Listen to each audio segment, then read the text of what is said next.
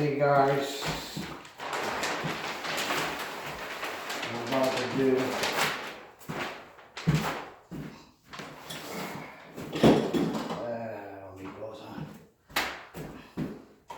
I'm doing this next flooring job. This is gonna be vinyl flooring here.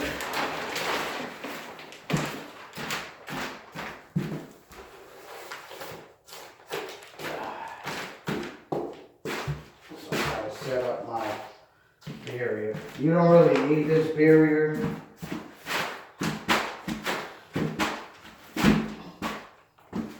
But he wants to put it. And as you can see, the Home Depot guy told him, don't staple this down. But as you can see, you're not going to get this tight to the floor if you don't staple this down. Make sure you sink the staples really good in this.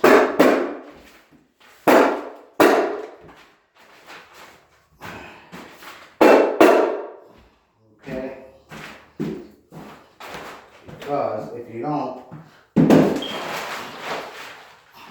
you'll have staples popping up to your floor. And don't worry about if you have a little bit of overhang here.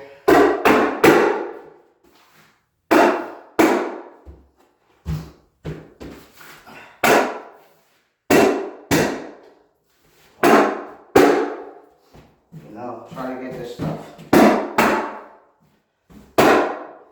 You don't gotta go crazy with the staples, but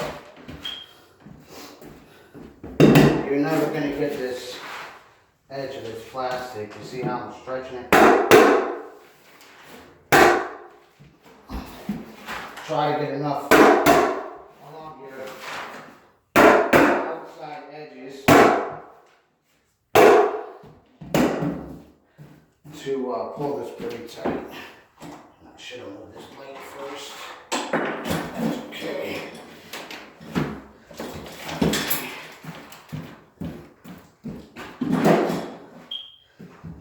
But again, you'll see how quick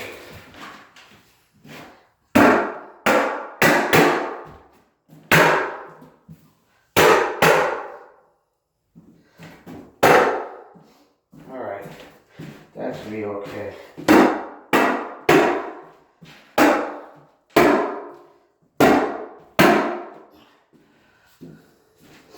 I got enough staples there. You just don't want this stuff moving around. You don't want this stuff moving around when you're trying to lay your floor down. You want it kind of how I just did it. Stretch it out good. Staple a roll. Stretch the end out down there. Pull it tight. Staple there. Then come back here. Pull this edge. Start pulling from this. Start pulling. You pull this corner after you staple everything down. I have my camera on a big old tripod today. Well, my phone. But anyways, after you staple, let me get this in a good. Alright, but after you staple all of this here, then you start stretching it. Get over here, pull it this way, then start pulling, running your staples here, pull it a little tight, a couple feet out, start running your, staples there. Then once you got a couple of roll of staples, come over to this corner here, pull this corner tight, just hit a staple, it'll pull tight pretty easy. If you got enough staples there and there, that corner will pull nice and tight. As you can see, I got this. As you can see how I got the, how I got it all pretty flat. It's a big piece of plastic. That's one roll of plastic. And if you could see it overlapped over there up against the door and the wall, don't even worry about that. You can trim that with a razor blade. I'm not gonna trim it. I'm actually gonna,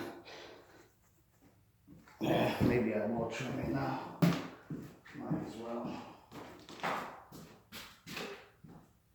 If I got a sharp, let me see.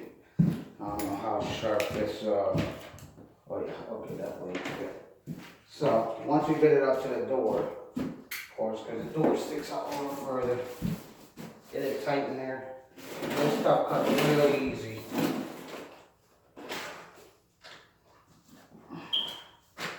And some of it you could just tuck. Some of this you could just tuck right under the, as you can see. Some of it will tuck right under the wall. If you can get it to tuck in like that, look at that. If you can get it to tuck in like that, that's even better. So once you get it tucked in, if there's a little bit sticking out on one side, because like I was saying during the other floor video when I did the tiles, nothing's ever square in a house. Nothing. Alright, there's a little piece here. That's okay. Baseboard will cover that. This little piece is gonna tuck right in. And there you go. That's all I had to cut off. Just that little piece there. But the guy at Home Depot was telling us, the owner here, you don't have to staple this stuff down. Just lay it on the floor, he says. Listen, it's gonna be a pain in the neck if you don't staple this down and stretch it out. The guy in Home Depot, as I told the owner, hasn't been doing flooring for 20 years like I have. So, trust me, you don't have to go crazy with the staples like I said. But trust me, staple your edge down, pull it tight, and throw some staples there and a few in the middle. Because this is all folded in the row. If you can see all the lines through this plastic. And it's all bubbly.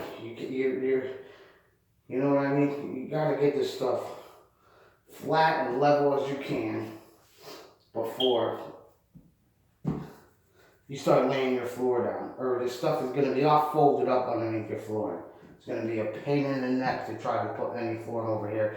It's gonna slide around when you're walking on it. You know what I mean? And you're kicking it, bubbles, it's gonna tear. So take my advice and throw a few staples in it. Then overlap all your edges over here. When you put your next sheet in, go about 3 or 4 inches over. Same thing, staple it again, stretch your pieces out to your back, to your wall over there. What I'll probably do is just measure a little piece for in here. I'll measure it 4 inches past there so I can overlap that really good. And here was the hump in the floor right there. Let me oh, hold on. See the hump? There was that big hump in the floor. So what I did was I took my now this one, as you can see from the duct tape on it and everything. Yeah, guys, that's another Black & Decker belt sander, a little Black & Decker belt sander right here. And guess what? I've had that Black & Decker belt sander for 15, 20 years. 15, 20 years. And as you could see, I had to belt sand this because the edges of the plywood, because this is such a hump in the floor, he doesn't want to get rid of the hump. But I don't want this. If you don't sand down a sharp edge to where it's smooth to your hand right here, then you're gonna have a problem. That's gonna split your flooring eventually when people are walking on it. Even if you have this stuff, because this vapor barrier, it's like the cheapest vapor barrier at Home Depot. It's like a friggin' plastic. It's a big flat plastic garbage bag, basically. You could take them heavy duty garbage bags from Home Depot, lay them on the floor, and staple them down. They're gonna do the same exact thing as this plastic. It's the same thing. It's freaking garbage bag plastic. those big boxes of heavy duty construction garbage bags they sell at Home Depot. What are they? They're like $50. There's like 50 bags in a box. This material is the same thing. It's like heavy duty freaking garbage, but black plastic garbage bags. Same material. Nothing fancy. You know what I mean? It's even got, if you look at the lines in it, the fold, if you see all the fold marks in it, it even got the folding marks just like a plastic garbage bag. You know what I mean? So, yeah.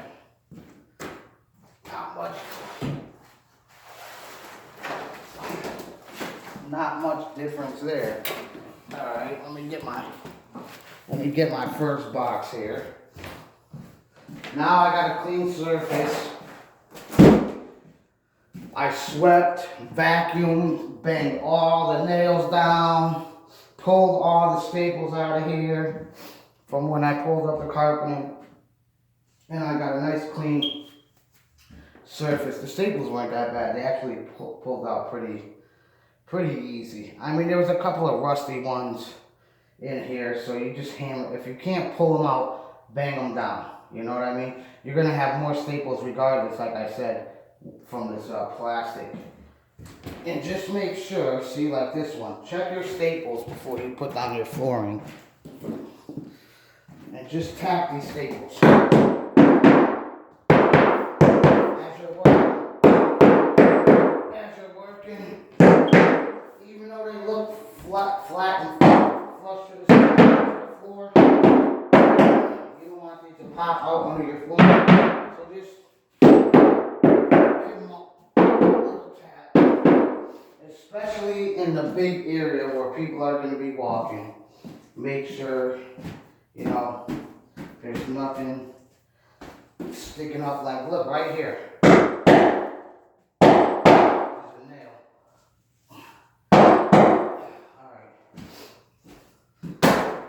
And you'll feel, as you're laying down this flooring, you know, just rub your hand before you put each piece down. Rub your hand on the floor. Make sure you don't feel anything. Use your bare hands and just rub this plastic as you're laying your floor down. And if you feel anything underneath of it, just bang it with a hammer. Bang it right over the plastic. Because, listen, this is waterproof. Any kind of vinyl is waterproof, 100% waterproof anyway. So if you get a tiny little hole in this vapor barrier, it's really not gonna harm it's not gonna do nothing to the flooring. Now you gotta be careful you don't rip the plastic with you slide these out.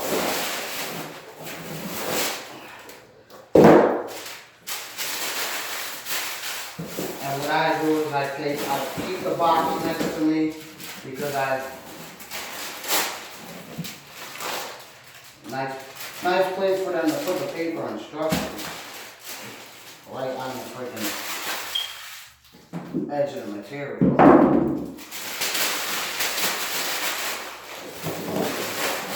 Alright, now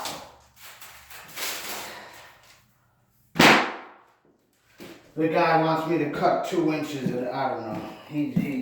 I'm just gonna do it the way he wants me to do it. He wants me to cut 2 inches of material because he did his own little measurement here. Even though I told him, he's like, oh, I want a full piece over here. And this is what he said to me. Now listen, this is impossible. He says he wants a full piece here and a full piece here. I can't magically shrink the pieces that come standard size in the box. You know what I mean? I can't wiggle my fingers and say, hey, shrink 2 inches so I can get a full piece over here and a full piece over here.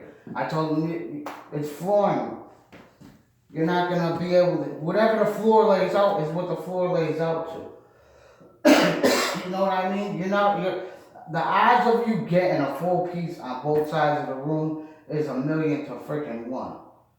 You know what I mean? It's like, go play the lottery that day because you might most likely will win the freaking lottery if you get a full piece here and a full piece there. It's not going to happen. It's never going to happen. Like I said, it's like winning the freaking lottery if you get a full piece on one side. So he did his measurement and he wants me to cut 2 inches off the first piece so it's kind of even on this side. But I don't think it's going to be what's the problem. I got my camera going. You got your camera going? Yeah. What do you need? A cigarette. Oh. I can tell you some shit. Oh, that's gonna be the new floor? Yeah, That's nice. I'm making a YouTube video Oh, shit. to show dummies how to do floors. Oh, they're there now? Oh, shit.